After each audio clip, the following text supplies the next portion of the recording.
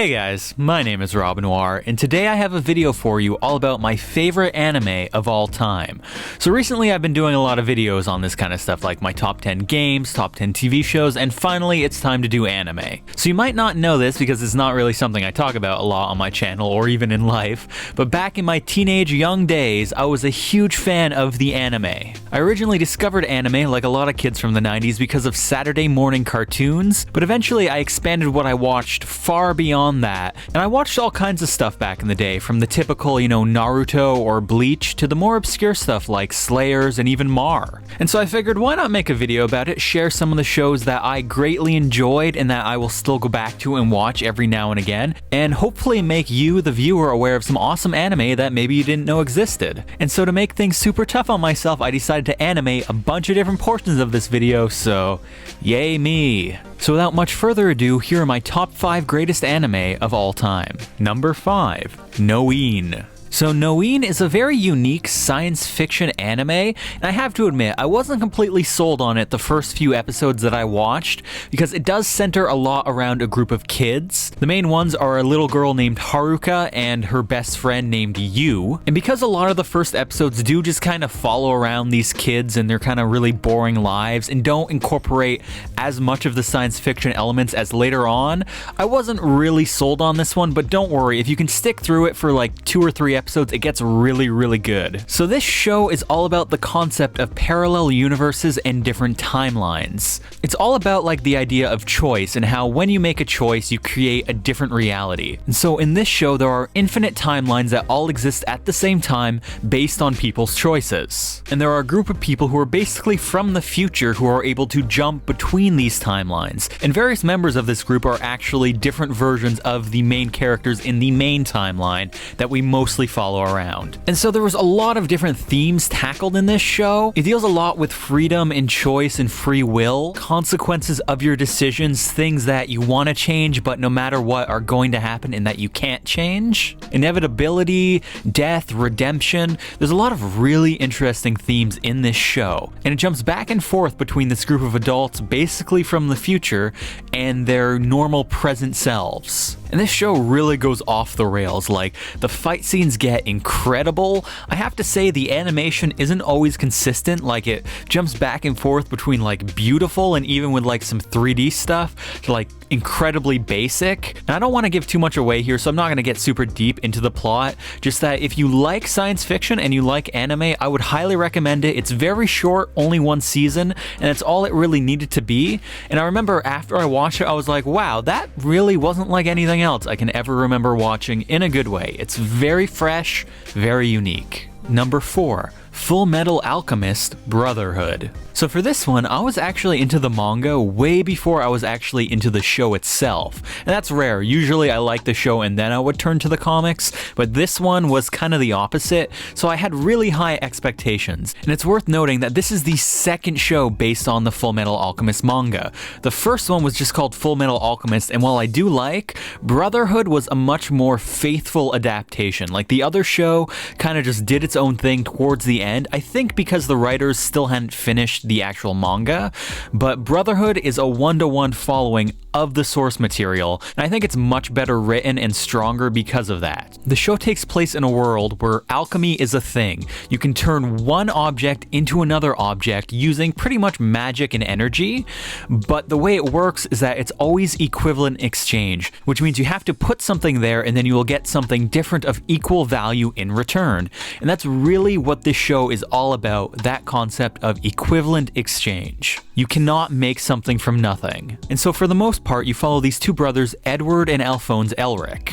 Alphonse is this giant suit of armor here, who, because of a freak accident with alchemy while they were younger, no longer actually has a physical body, and just has his soul tied to this suit of armor. It's crazy, I know. And because of this same accident, the main character Edward has a robotic arm and leg. And so for the majority of this show, they're on a quest trying to get back their bodies that they lost because of this accident. And they exist in a really rich world that deals with a lot of issues that you kind of see even in modern day. Like, there's a civil war, the army is like a huge presence and they're into everything. And the brothers kind of have to like sell their souls a little bit to be able to do what they want to do. But in the end, it's all worth it. And it's It's a really rich, deep world that sets the stage for this very epic adventure. And this show goes a lot of places. I mean, it's one of the ones that can really make you feel some strong emotions. I mean, there's a bit with a girl and a dog. I'm not gonna get into it, but I remember when I read that, and then when I saw it, I was like, oh my god, no. And it's just a really well-written story. It's extremely well animated.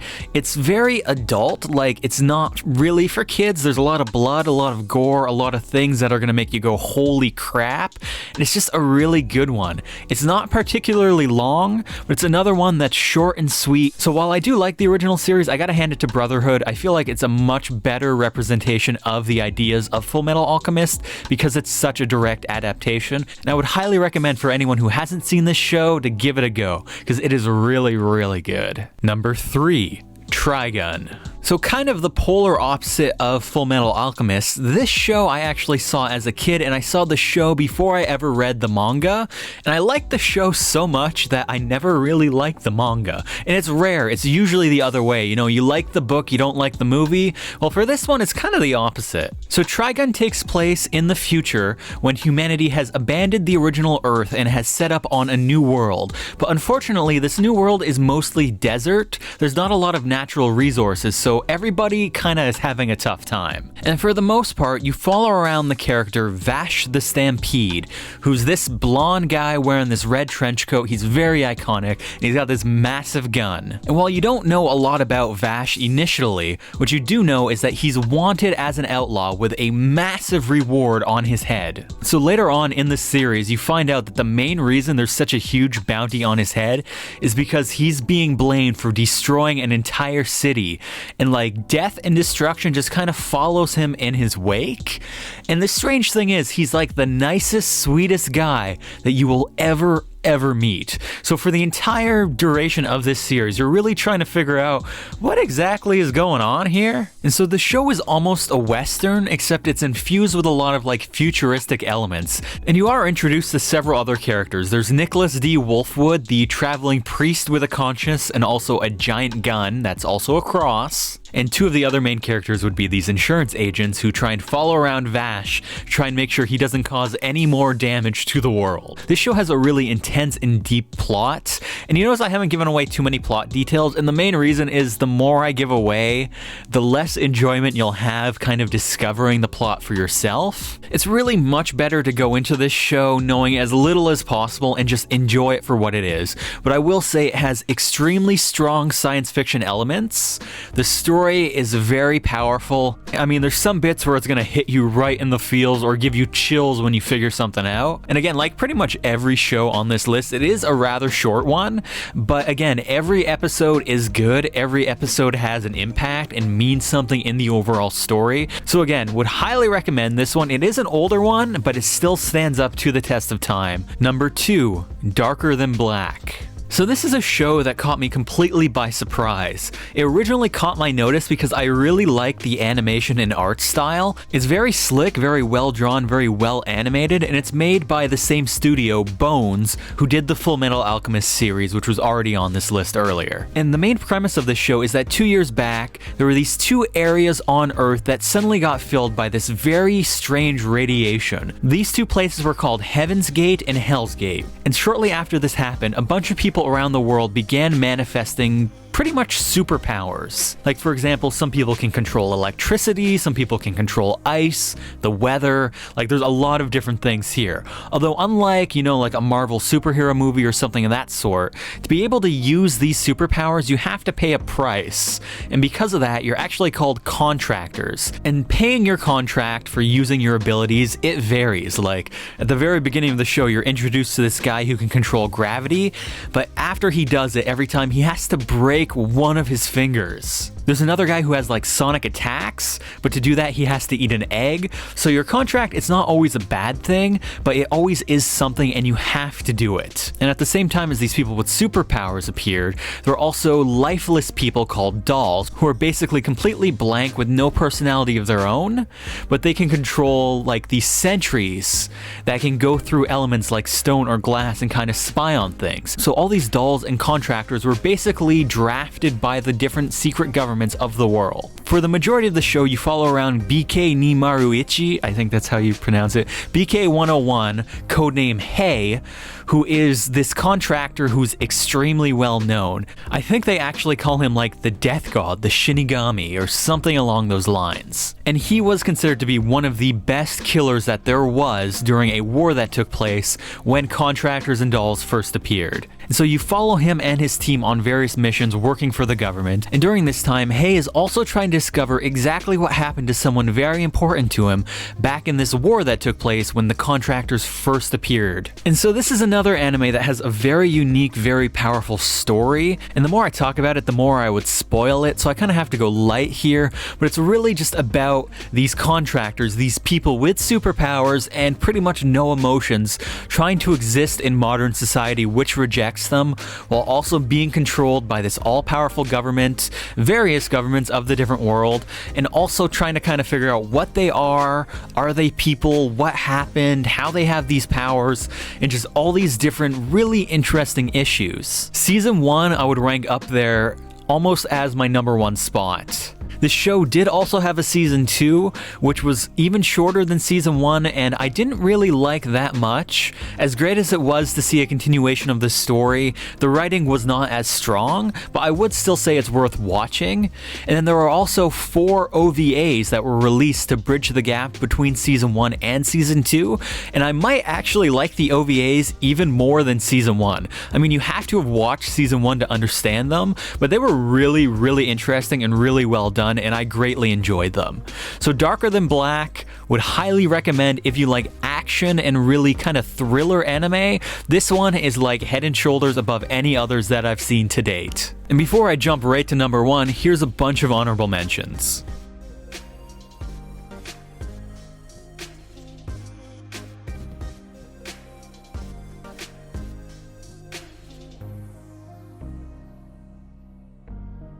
And so finally, my #1 spot goes to Death Note. So this is an anime that's a little bit more mainstream than any of the other ones on this list, but that in no way means that it's bad. It is extremely good. And I will say that this anime is almost like a gateway anime. So if you have someone who's kind of interested in anime, but they don't really know where to start, or if you're trying to get someone into it, this is a great starter show. While this does have like some crazy science fiction and even horror elements to it, it's also very realistic and more based in reality than most anime that you're gonna see. And that's why it has kind of like this wide appeal. So in this show, you follow around the main character Light, who one day discovers this notebook where if you write a name in it, that person will die.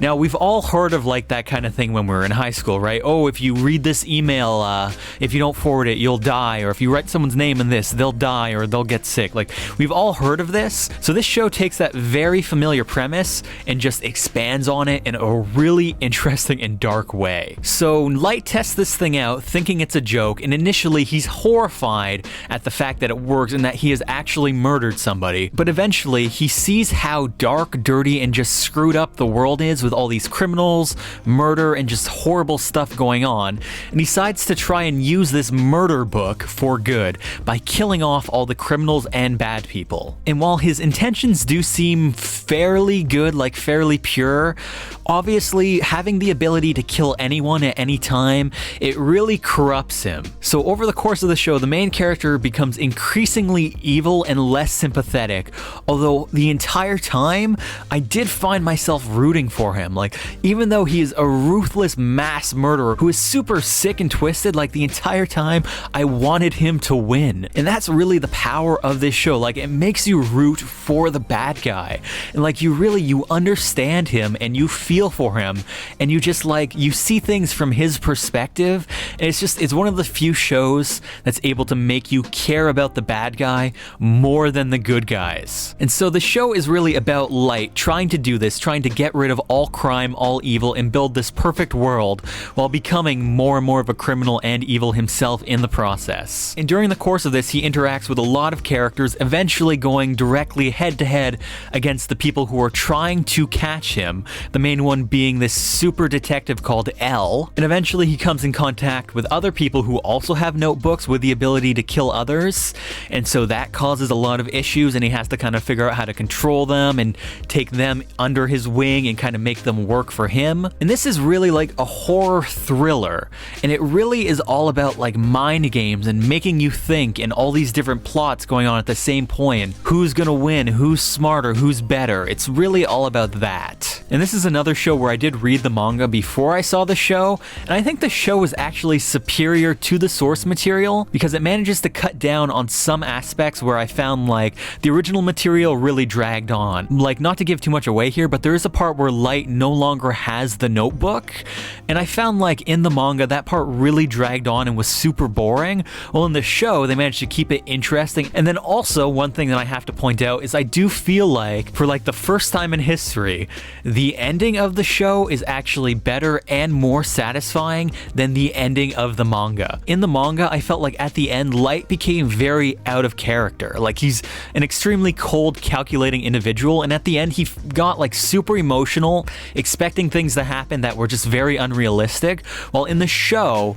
that's not how it went down. Like, he kept in character, and the ending was bittersweet, but extremely satisfying. Again, I'm not going to spoil it here for you. You have to watch it, but you kind of get what you want, and you kind of get what you don't want. Like, it's hard to describe, but oh my god, the ending was super powerful. Death Note is an incredible show to the point where they've adapted it into several movies, all of which really pale in comparison to the show or the manga. And the themes of like morality and life and death are done so realistically, and it's done in such a way that it really makes you question your own beliefs. And it's to such an extent that this show and manga was actually banned in a couple countries for corrupting children. So really, if you're into anime and you haven't seen this one, I mean, you have to go and watch it. It is so good, and that's why it steals my #1 spot. So that's my list. Now, obviously, this is very opinion-based, but if you have any animes that you personally enjoy and you think I should watch or you think should be on this list, definitely let me know down in the comments below. I don't watch as much anime as I used to, but if there's one that's really good, I'll definitely give it a chance. So yeah, guys, that pretty much wraps up this video. I'm gonna try and end it as quick as I can here so I don't have to animate as much.